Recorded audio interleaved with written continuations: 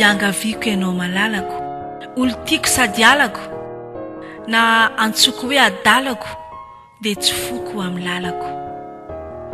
Idongiako mafy ianao, iangaviako izao dia izao, tsy hanongo ny takolako anabongo masinjolako, tsy hiketoketokay fa tsy tetomaly va ny fosafosan'ny olo maro no nahosaka tsaro.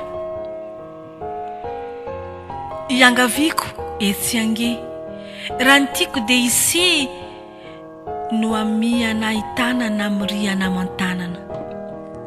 Any ambony any ianao dia ho toy ny filalao, ho salanitra mahita vodilanitra eny ampita.